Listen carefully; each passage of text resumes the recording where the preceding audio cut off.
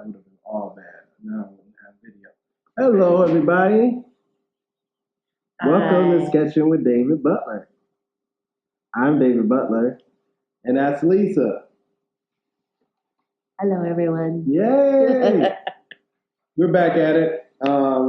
It's the second episode, and we recorded this beforehand, and it did not pick up our audio, but I think we got it figured out here on the laptop, and hopefully we'll have some better audio for you guys. I got all your comments about you couldn't hear the sound on the last time. We're a brand new sheet of paper, and I'll put a secondary image of us drawing the first time in here somewhere, probably down the line. All right, so we have our trusty box. Shouts to BioPop for our box full of goodies. I went and got some new items. I noticed that we had a lot of dry markers last time, so I got some paint sticks and some inks, and also you probably will appreciate the fact that we have some color pencils in the mix here. So it's all in there. But first things first, Lisa, tell us about yourself. Give us a basic bio. Who are you? And what's your hustle? I am a visual artist, born in New York, lived from my adulthood through, young adulthood, to now in Columbus, Ohio. I am a designer, artist, sculptor. I love meditating on love and peace, and most of my work feeds that. Love and peace. And do you put a lot of soul into your work? Always. Like the Soul Train? The Soul Train. Yes. Good times had by all. Soul Train.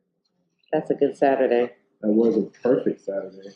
Just dancing in Mom's living room. Yep. And not care about nothing. Practice the steps. All right. So, first question, when did you know you were creative?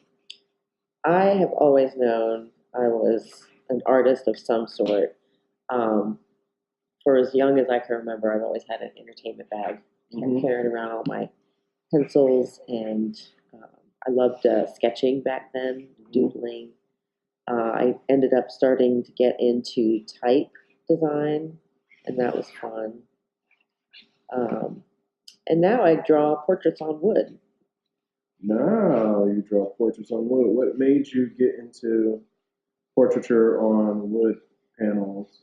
I was at a point in my creative development where I felt like I needed a little more direct connection with the art I was creating, as far as putting emotion and putting a face on what it is. In 2015 is when I started doing portraits, and I decided that I wanted to see more positive representations of Black people, especially Black women. So that's where it started, and I set myself a challenge to draw hands and expression, which was a challenge for me before that. Mm-hmm. So I dove right in, and I haven't really looked back. I used to do abstract landscapey things, and the feeling is still there, but there's definitely a focal point, usually in the eyes on the portraits that I do.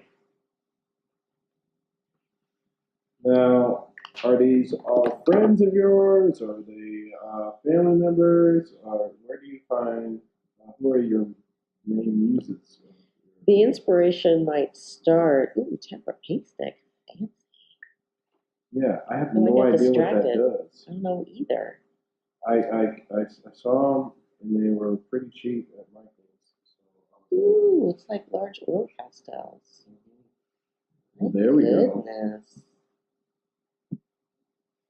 I'm sorry, I got distracted. What's the question? I don't forgot now, too. That's okay. We'll edit that part out. Oh, who are your muses? Oh, my muses. Like, who are the people that you're using for? They might start as somebody I know, but usually I'll start with someone unrecognizable. I look for poses that help frame the emotion that I'm going for, or the meaning and the color that I'm using. At least that's right now. Sometimes, a lot of times I'll need photo reference, so I can't really draw by memory. Not yet, anyway. I love the people that are around me. They inspire me, but I'm always nervous about drawing someone I know, because what if I don't catch it? Yeah. So I'm working up to that. Too. Like, I find it really tough if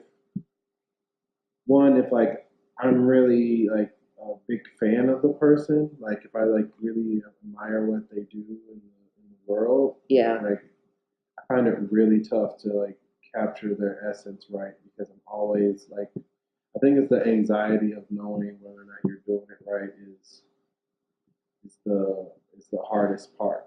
Like, because like you don't want that person that you admire so much to look at themselves differently after you draw them or paint them. And you're like, yeah. You're like, you really think I look like that? And you're like, oh no. Oh my God, I'm so thankful I haven't had that, but that is a panic of mine. It's a panic thought of mine. Like, oh my God, what if? Actually, to that point, last year I did a show. I think it was a Marshall show. I was doing a portrait. I pulled out a piece that I'd had for a while, and I started working on it again, deciding that was what I was going to use, put in the show. And after one 4-hour session on, I stepped back and I'm like, oh my God, that looks just like Sherry. Oh yeah, I remember this piece. And then I went for it, and I was hoping that she'd be into it, and she loved it. Yeah. And actually, before she saw that I said that, she thought it looked like her. So that was a huge compliment. Awesome. Yeah, that's always good. Like that's why my wife Erica always aren't they? And they don't smear. Look at that. So they need to add water or something. I bet you could use water, like a water brush, and like have it. We'll have to explore that. I know. But I never paint her too often, because it's it's my wife. So I agree with that. I don't really want. I want to get that wrong, because you gotta get. And then you have pillow doesn't talk sell, afterwards. and you're like looking at it for the rest of your lives at home. So I've only drawn or painted her a couple of times, but then she'll see like, oh, you keep on drawing all of our friends. Why do you keep drawing them? Why you not drawing me? And she now that we've had Emery, it's like, why haven't you painted Emery yet? It's the same thing. It is the same thing. I don't want to get it wrong. But you wouldn't get it wrong. It's your expression. I know. You know what I mean. You're doing it in love, and I understand. Yeah, you just don't want to be that person that that draws their own kid, and somebody walks into your house and you're like, who's that? Whose baby is that? Oh my God. And you're like, well, damn, that doesn't look like nothing like this. I think you're gonna nail it. Yeah. When you finally try it. Maybe. Good capturing the essence. Yeah. I love that portrait of Corey that you did. Oh yeah. I recently was purchased by Lynn Grimes over at Ooh, nice. She has that in her personal collection. She probably has a really amazing collection. Yeah, I'm sure she gets her pick of great artists working over there. All right, so let's. When would you know you were going to be a creative person? When was a specific moment? Do you remember? No, I naturally came up doing this. Mm-hmm. Drifting, daydreaming, and having expression of some sort. Like I was that kid that took apart things out of curiosity but couldn't get it back together. Yeah. I drew on the walls. Yeah. Daydream the rest of the time. Was It's been a there? funny journey. So really, I literally have always known. But in high school, I had a chance to go to college, and I decided to opt for uh, going into graphic design because I figured I could, my family could justify it and know it's like kind of a science-based Mm-hmm. arts focus, and it worked. Yeah. So I stayed in the arts in some way, but I didn't do any art myself until like 2009. Mm-hmm. I hit my creative wall as a designer and decided I needed to disperse my energy. What was the point? What was that experience like? Tell me about like hitting that creative wall. What happened? Well, depression gets you first, Okay. so you start sinking, and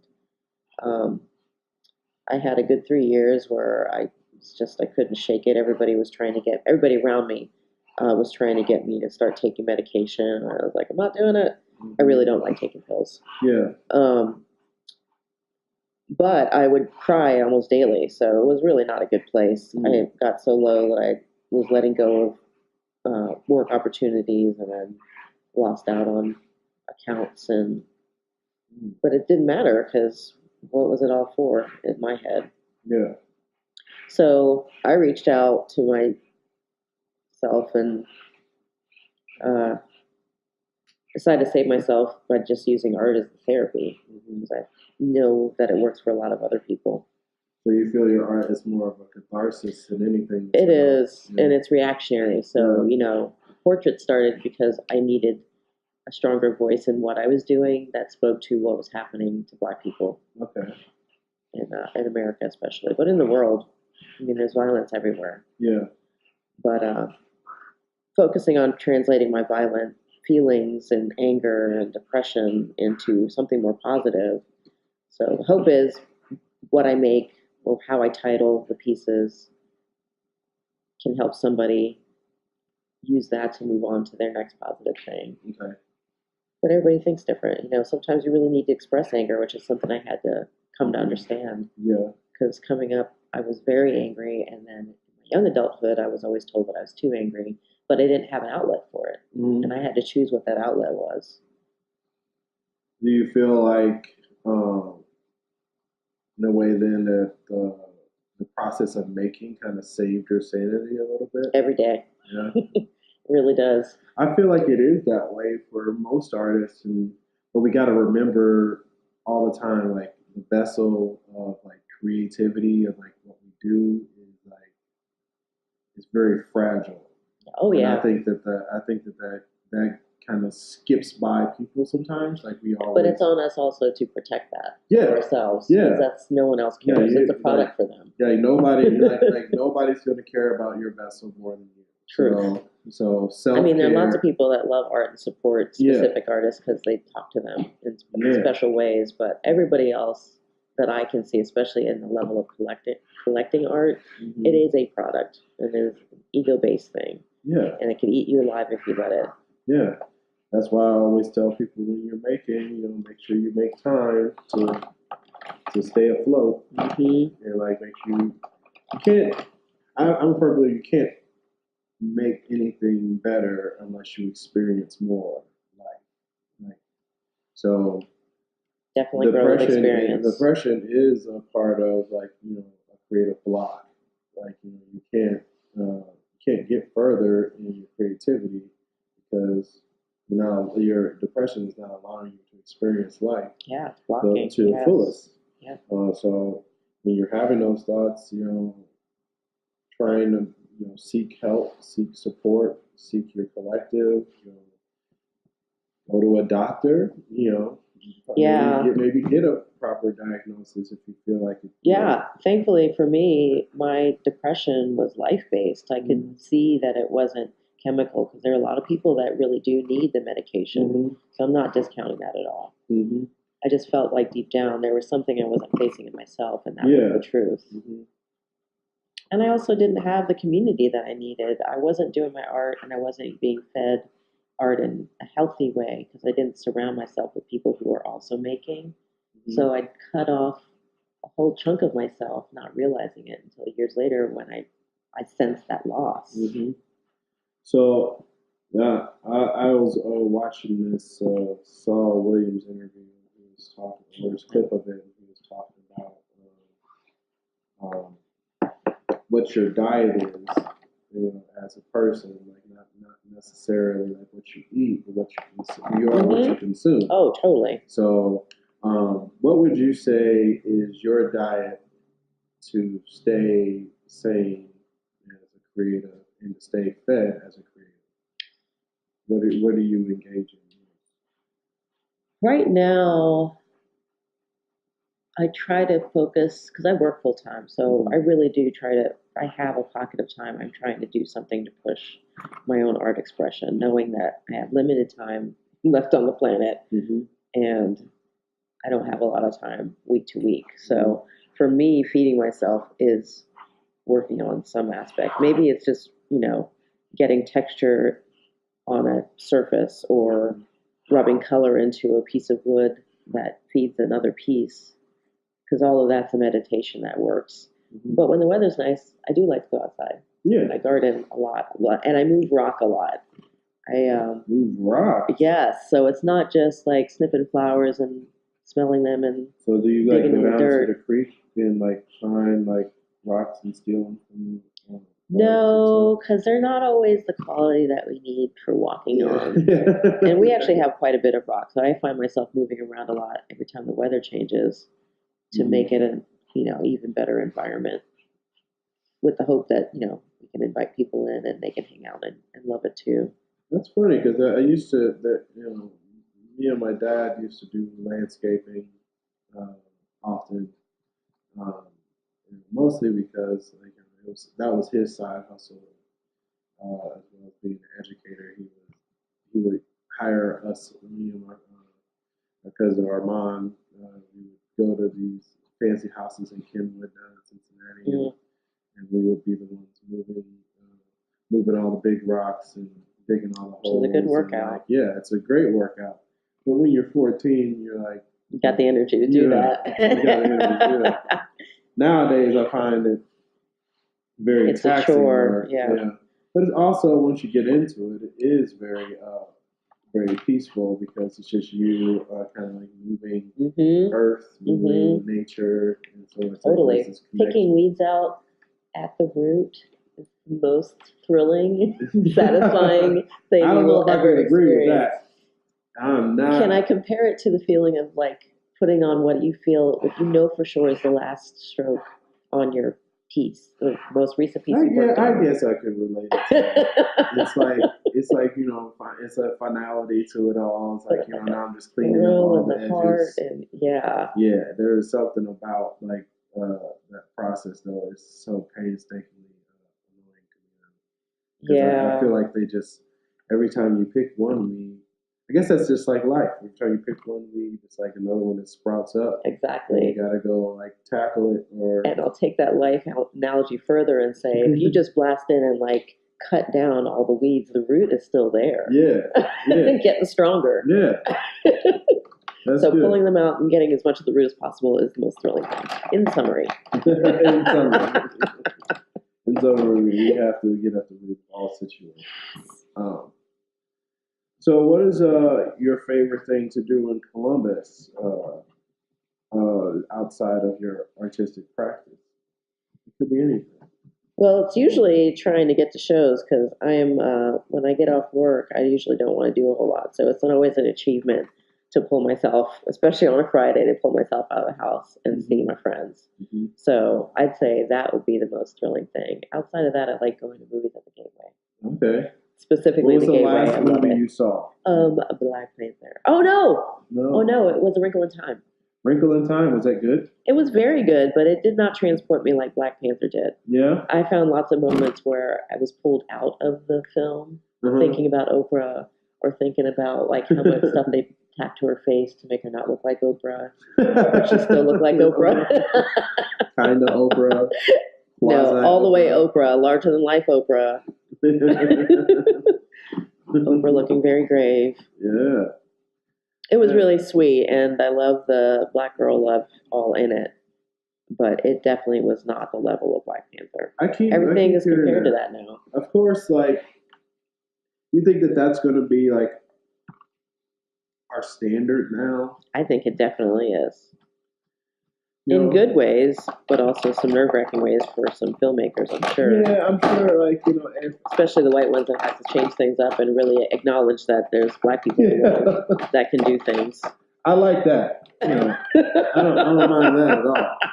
I have no issue. I know, like bring that on. Yeah, but I do have a concern if it's going to be kind of held to like this standard of like, oh, is it as good as Black Panther? Like, will we ever allow ourselves to be wild again as a culture? If I think we can. I think when I say it should be at the level of Black Panther, it's not telling that same story over and over again. It's just the inclusion across the board and the diversity. Like it's all Black people, but look at that sheer diversity of Black that was in that film. And the subject matter, while it was set in Africa, is, lots of cultures could look at that and use something out of it. yeah, I'm waiting on more Black absurd movies. Yeah. Like I think Black Panther makes it okay for them to come on in. Yeah. I think they already we've exist. kind of like gotten into the action adventure space now. Afrofuture narratives kind of. That's the doorway right there. Afrofuturism, like Black Panther, but I'm really excited. As what's that movie is called? It's like Sorry to Disturb You, or with the dude from Atlanta. Him and Tessa Thompson are in the movie. Oh, I heard about it. You've seen it? No, I haven't seen it yet. But that looks totally absurd. Yeah, I want more of that. Funny. Yeah, exactly. I was like, I need more movies where people are trying things out, being more creative. Because that's true to life. Black people are the first to try new technology. Yeah. we're always out here innovating on so many lots of different people levels. walking the fringes.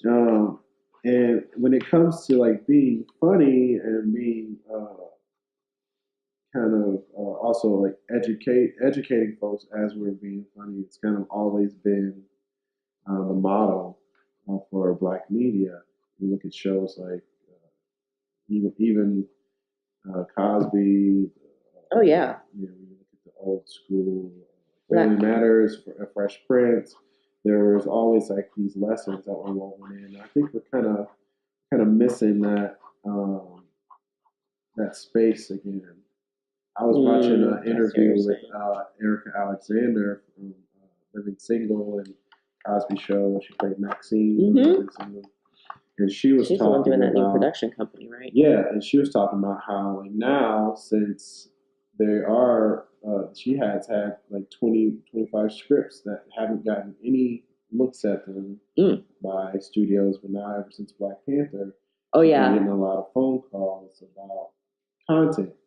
And so she made a great point to say, if you are a creative person, if you do certain types of work, whether it's film, writing, make comics, make sure that the work is done, make sure that it's ready for its time. Because she said if she would have had like the 10 or 15 scripts that she has in production or in negotiations right now that were halfway done, she would never gotten the meeting if she just had just an idea. Right.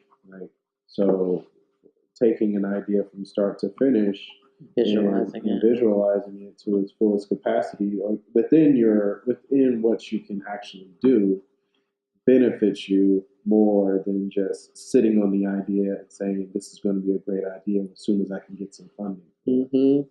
So how do you take a big idea like that? Like, do you have anything that's kind of like ever that you're like working on that's kind of like a grand idea that you want a bunch of people to experience? Right now, I'm working on that body of work for the Universe Tribe, the portraits on wood. I'm just trying to get emotional balance. So I do not have any scripts. I don't have any large, overreaching projects. I would imagine I'll get there. I'm still working on my own personal health. Has there ever been a thing for you? Have you ever every once in a while stuff down? Or? No, I never even kept a journal. Really? Yeah, I'm sad to say that as a creative, there's a lot of past ideas. But I keep snippets of things. Like I have sketches in Wire, so I have boxes of little meditations that I can go back and remember what I was thinking and pick up from those ideas. So I don't know what's gelling, honestly. Yeah. I have a bunch of trying not pages. to be too concerned about it. Yeah.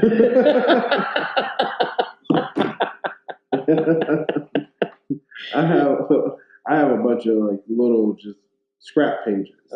So I'll get an idea for, because I can't work if I don't have since I have an illustration background, I can't work unless I have a beginning, a middle, and how I want.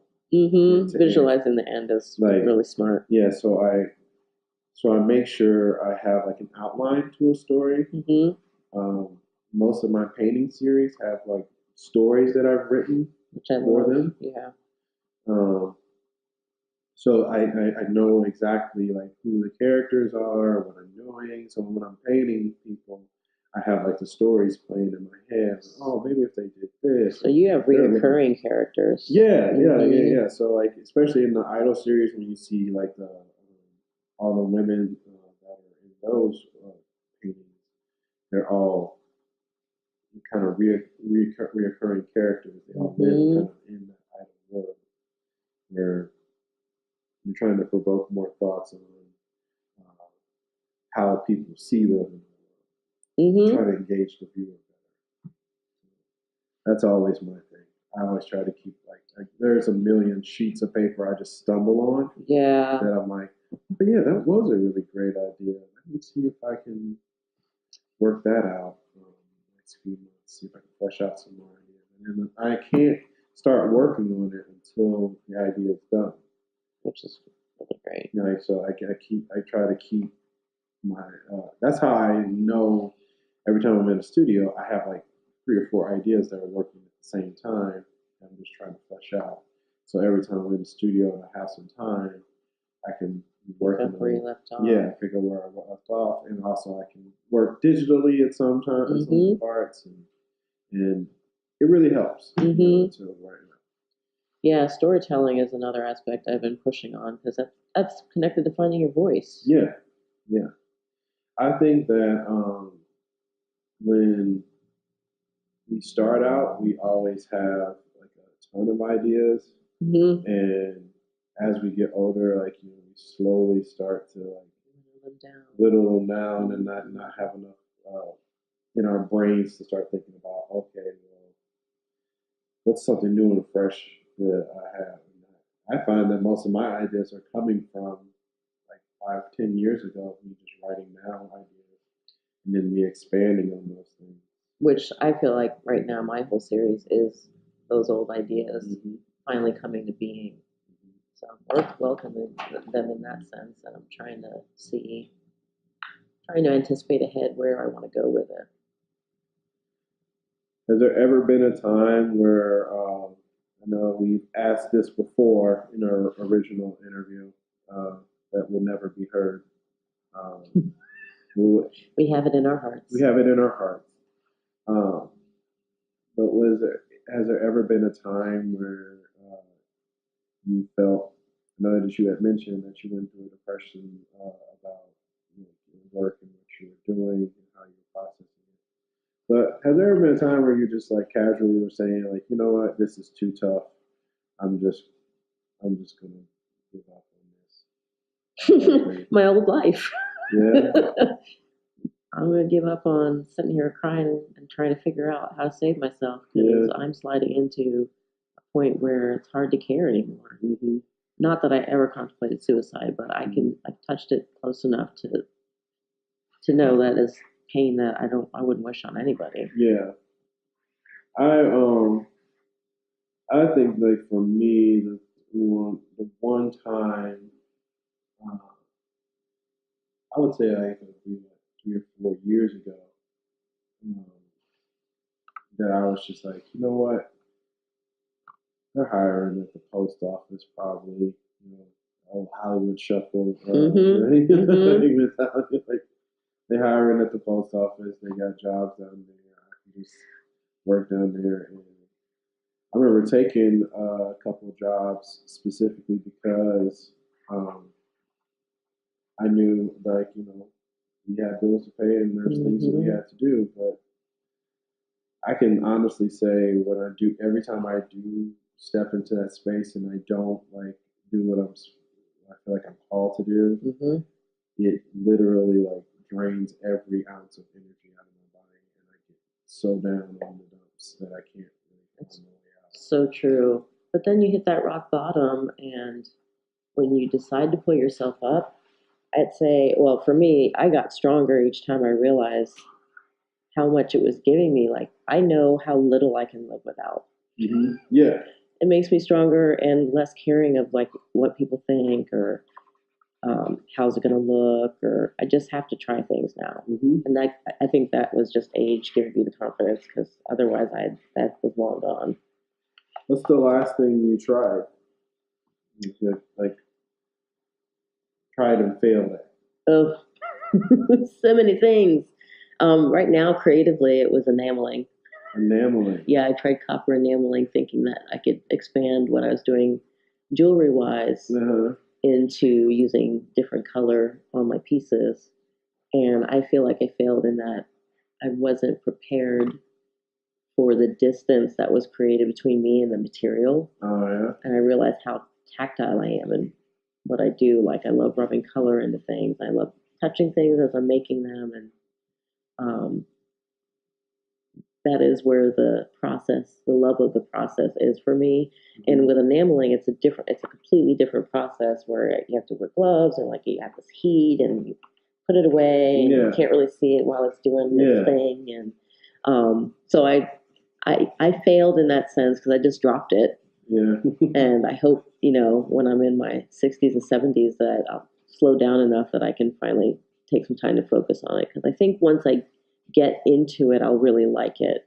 I usually like most mediums once I get into it, but there's always that hesitation to dive in. You ever see yourself retiring from making? Not from making. I'll always be making. I've always made. I just didn't share it with the world until after 2009. I always felt that artists never really can retire. It's so. Oh no, I'll never be able to retire. It's so ingrained in your everyday thought process that you kind of need it to survive. So, it is breathing. Me actually moving forward with my life includes me being able to make things. Totally. Have you ever had a time where what was the biggest block you've ever had creatively? Winter. Every single year, I have the hardest time putting myself in work mode. Really? Yep. Do you think it's just the cold, like you just can't make it in cold weather, or you? I think it's the hibernation of it. I think that is a time that I should be doing research, and I'm always trying to push myself and commit to shows, and that is not the time that I should be doing that. Yeah. You have a bear mentality. Yes, I've grown to recognize that is something that my body needs. It's a weird color. No, for me, it's always. I can't think of a time where. When did you know that you were an artist? That's a good question. Yeah. I knew probably. Sorry. I didn't know I wanted to pursue it full time until probably high school. I drew a lot as a kid, and I was always put on punishment, and my mom would tell me, "Hey, you're gonna go draw the Statue of David in the living room." And so I never really equated I never really equated it to an actual career though until maybe high school when they were going on, when they have the little videos. They had the little videos when we were kids, and you can, like, these are the creative careers you can go into. Yes. And like there was like this random person like that was interviewing somebody that was really famous, and you could tell that famous person didn't really want to be in the interview. Oh. But there was this interview with I forget who the animator was. It was either I think it was Marlon West, who was one of the heads of animation over at Disney. Uh, and it was just like this regular like news thing that they were talking about. Like he had been the person that was behind uh, uh, all these different Disney movies and all the like famous titles that we enjoyed. He even just recently was like the director of like visual effects on Moana. I love Moana. Like so like he has like this huge resume that still spans today. And I remember just like being so inspired seeing like a black man working for Disney. And I was always a fan of it. So I thought like since I had learned how to do cartoons really young, that I would be a cartoonist. And that was it. And then what happened? And then I got introduced to like an illustrator. It was like this local guy, some random guy that like made his living going to schools and talking about the different books that he had done. So he would be doing like children's stories. He would do like sports books and all this stuff. And I was like, man, it's such a versatile thing. And I'm always writing stories. I'm always coming up with these ideas. Maybe these are all books. And I was really into comics too. So it all seemed to like fit into like this illustrative world more so than an animated world. But it's funny that now that I have been doing more gallery work and less illustration, and I'm starting to go back into that world now because I have a child. Everybody tells me now, like, David, I see your work as movies. Like, you know, like because you write your stories out as if they are films. And you've storyboarded them. And I storyboard it out, and I work everything out beforehand, so I have like a filmmaking mindset. I was like, I guess that's great. You know, so I guess like pretty young, I always knew I was going to be in the creative world. And as I progressed throughout my career, it's leaning itself into all these different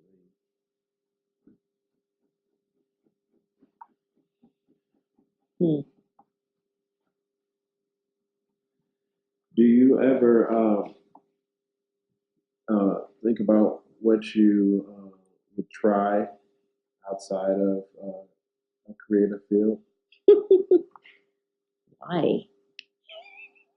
No, I really haven't. Yeah. I really am very uninterested. Yeah. I feel like my purpose is an expression of some sort, and I started in that so late that I just want to hone that focus and see where I land in another year even. It's hard to decide because it's not like I can make an art career at my age. Yeah. So it's just more having fun with the experiences and sharing them as much as possible. Well, no, I think you can make an art career. It hasn't shown itself. I'm still working hard. Yeah. A full-time job. Well, one of my which I'm lucky to have. One of my professors, she said she wasn't really successful until like she got into her 40s and her 50s. Which is exactly where I'm sitting. Yeah, so I don't know, maybe. But I don't know what that looks like for me. Yeah, you know, maybe. like in 2 to 5 years, what does that even look like? It's hard to visualize that and set a goal for it because of where I landed. Like I felt like once I hit design, I always knew I'd always be in design. But as a Black woman in Columbus, Ohio, it was really hard to start a business being a design company. And it was at the time, I was the only Black designer that I knew of, so it was not a fun place. Have you ever thought about getting out of the Ohio area? Would you ever like consider that if the opportunity It'd be hard. I don't know what Yeah. opportunity would be presented that I leave everybody and everything and my There's family. gotta be one. I would travel. Yeah. Like I want to go on more art sabbaticals and more retreats and Like you want to do more residencies. Yeah. Yep. And explore lots of different places, and then decide if I still want to leave. Like Columbus is actually, when you're making a living and you can travel, a great place to come back to, and Yeah. pretty cheap, so you can support your travel life. Mm-hmm. But you have to do it smart. Yeah. Can't just take off. Oh, 20s were yeah. impulsive time, and I moved around a lot, so it's really neat for me to find that I have a home here. I like me and my sister. Up until high school, we weren't anywhere longer than 2 years. Oh yeah. Yeah, so How was that? my father, Rolling Stone. Yeah. Lots of ideas, lots of things. Took the family with him. Didn't succeed. Yeah, it was very interesting, dude. What was the? He's the one that brought me and my sister to Columbus. Oh yeah. Mm-hmm. What was the coolest place you guys moved to on those little excursions? I really loved Scarsdale. We moved around a lot in New York. Okay. So my parents met in New York, and my mother was at FIT, being a model and doing all these fashion things. Oh. And It's kind of like Michelini Thomas. I wish she would have expressed her art self. I think she's an artist too, but she just never figured out how to express it. You know Michelini Thomas? Oh yeah. Her mother was a model. I didn't know that at all. Yeah, and like I think it was like the '70s, and it was like during the time where there was still lots of racism and bias towards like African American models, and like she was trying to make a name for herself before all of the black supermodels kind of came on the scene. Mm-hmm. But like as soon as she like left the industry for it being as if I'm remembering the story right, it's like she left the scene of being a model because it was so racist and so biased towards women of color. As soon as she left, that's when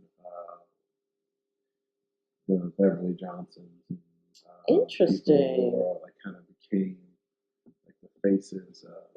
Yeah, my mom was working on being a model at the same time. Mm-hmm. So it was really interesting because that's why a lot of the work that Michelini's work, early work, kind of features like her mother as kind of this in her painting. You might have a creative. That'd be crazy if she went to FIT and mom knew her or something. I want to check that out. Small world things. I think we're at a point now where we can do some of our speed round questions. Oh boy! And hope my wrap it up. Cold weather, foggy brain can keep up. First question: what is your greatest fear? Greatest fear?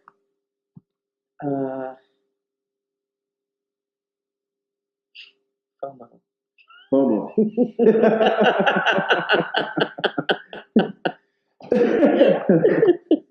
My greatest fear is missing out. The cultural figure that you most identify with. I say Octavia Butler for everything. She inspires me so much. Such a genius. So creative. So forward thinking. What is your favorite quote from a song? It can be now or from the past. That's the last time I crashed my brain. Crash your brain.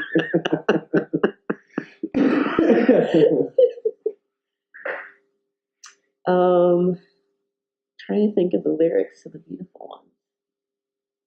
That's the song that popped in my head. Oh, Prince? Yeah. Prince, beautiful one? Yeah. I'm going to go with just the song. Just the entire song? Yeah. Okay, well, yeah, so why not? Yeah. Beautiful Ones by Prince. Go listen to it. Because it's a great song. What turns you on creatively? Sunlight, What turns you off? darkness. What's the last dope thing you experienced in the city? I saw Carrie Mae Weems. Carrie Mae Weems. Oh man, that was a great. I heard they were talk. lined up outside the. They had to move theaters. They had no clue. They didn't know that she was like. Wexner missed like the contemporary Beyonce out here. She is. Carrie Mae Beyonce. I did not realize the body of work she had because I've only ever seen those black and white photos at the table. Yeah. Unfortunately for me. So now I get to learn a whole lot more about her and see what inspires her to keep moving. When I worked at Pizzuti, they had a series of her works in the Us Is Them exhibition. That was a good exhibit. And that was awesome, being able just to go up and kind of look at it, because the work was all about kind of the blurred identities of women of color, black women in our history, and kind of how they're getting lost in this pop culture narrative. Yes. And I love talking about that work. I could talk about that work every day. Who in your creative collective keeps you motivated? I would say my Bloodford collective, my partner Kat Sheridan, Stephanie Rond, Scott Woods, Sharon, Counterfeit Madison. I'm going to put it out there. I want to talk to Counterfeit Madison, Sharon. You have not talked to her? I've never. Are you freaking kidding me? We've never gotten a chance. I've gotten to fan out in front of her in Sherry's studio when she was here. I was just like, "You're awesome." Larry really well. We should know each other. And I don't even see her. Yeah, I was like, "We should know each other. You're awesome. I love your music. I love everything about you." I love her so much. Oh, that's all so nice. I love them so much. Yeah, so I'm putting it out there that like I'm trying to have coffee with Sharon. Go have wings with her. I'll go have wings. She is a big old fan of some wings. Hey, I will buy wings to have a conversation with her. Worth it. She's on tour right now. Awesome. Yeah. So when she comes back to the city, you let me know. What profession would you explore if you weren't a creative? I know you said you kind of. I would go with that again. Yeah. An ophthalmologist. Ophthalmologist? Yeah. Okay. I think being a blind kid and then realizing like there are things to fix that just rocked me. So if I wasn't already in my art self, I would have pursued learning more about vision and helping people through that. What is your greatest achievement so far? The fact that I'm still here, still working, still creating. Keeping it moving. Yeah, and being supported for that expression. That's awesome. What's the best advice you can give your fellow creative folks? Push yourself to make. May not be the big thing you want to make, but keeping connected to your process on the daily, I think, is really important. Less likely to fall into pockets of not working. Yeah. Which, the holidays are hard because you fall out no matter what. Oh, yeah. For sure. Who are your top 5 creatives of all time? Oh. All time, I'm going to say Octavia's at the top of the list. Saul Williams is on that list. Nina Simone. These are all people of color. Alice Walker. I have one more.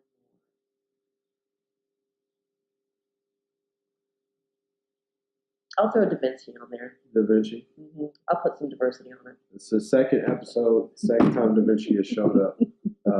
Scott put him on his top 5. Yeah, he's a genius. Yeah. You just can't, you really, people try to get away from it, but the guy you can't get away from it. He helped establish recording, creative process, exploring, and giving space for that. Yeah. That he thought in so many, he was a designer, a builder, an engineer, and had visual talent. Like, was great at lighting and visualizing the shape of things, like drawing around a thing. Like, there's still so much you could learn from him. Yeah, it's very hard to get around a brain like that. Certain people, no matter who they are, Certain people That just makes me have mad that effect. nowadays people don't care about history as much. Yeah. But we would never have shown up here where we are now if we didn't have that. So it's not like we have to celebrate every single day, but give it the respect that it deserves. Yeah, for sure. Now, this is the last question. We have a nice tapestry of color here. I think that we did a did good pretty good. job. And I think we basically created the exact same thing that we did last kind time. of. She had more of a headdress on Yeah. before, I think. Yeah. But I feel like we could see when we put the two images next to each other, they're probably fairly similar. To the point where we could probably cut strips and Yeah. weave them together. What would you like your legacy to be when they write your names in the history books? Columbus creatives or creators in general? If I could be in history books as a force of quelling hate in the world, I think that would be a pretty amazing feat. Mm-hmm. I say love and peace, but the other side of it is we remove hate. Mm-hmm. If I could be a part of that recording, that would be pretty awesome. Mm-hmm. And I think that's a great place to end. I want to thank you so much for coming through today, Elisa, for the second time. Thank you for inviting me again. We did again. get this on tape. We have it because we can see the sound waves sitting in front of us on the computer. So nobody's going to go without hearing this audio interview this time. But I thank you so much. I get really inspired by everything that you do. Thanks. To know you and call you friend. That is episode number 2. Bye, friends. And we gonna say goodbye. Peace out.